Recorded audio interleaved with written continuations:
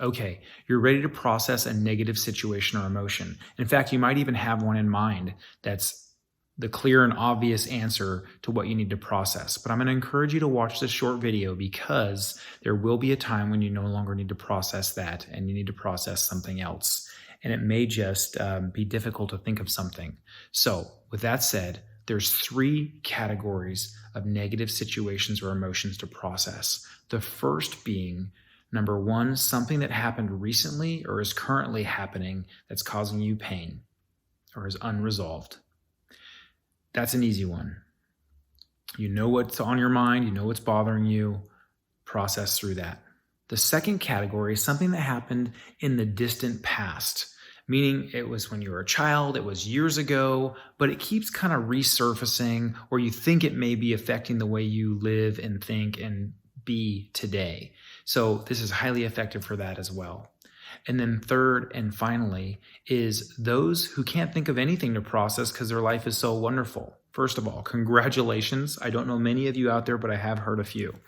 And so when you can't think of anything to process, but you haven't necessarily fully achieved all that you want to in life, this is still a highly valuable exercise because what you can do is you can look at unrealized goals. If we take unrealized goals, even if you're highly adept at accomplishing goals, it's just something that you're not enjoying right at the moment because it's not realized or achieved yet. So this is something you can always do. And so for those people, or for anybody who's just gone blank on what they should process, I want to offer you this simple acronym. It's PROOFS, spelled kind of funny. It's PREWFS, which stands for proofs of how you're doing in life right now. And it's a way that I encourage people to set goals. So the P stands for physical. How are you doing physically right now? Are you happy with your body composition, with your body image? Are you happy with how your body's performing for you? Sleep, rest, exercise, sports, etc. Second, R stands for relationships. How are you doing in relationship to the person closest to you, your partner, your spouse, your parents, your children, your dear friends, your close community? How are those relationships going? Third, emotional, E. Emotions, I'd like to start with, how is your self-talk? Do you hear a lot of negative self-talk or condemnation or self-doubt or fear or insecurity or any of that? There's a place to start with a topic. Third, work, W. Work isn't just how much do you love your job and how's your job going at this point or this current project you're working on, but work is also related to rest and play and hobbies and what you would do if you finances were limited or unlimited, and you could work at anything.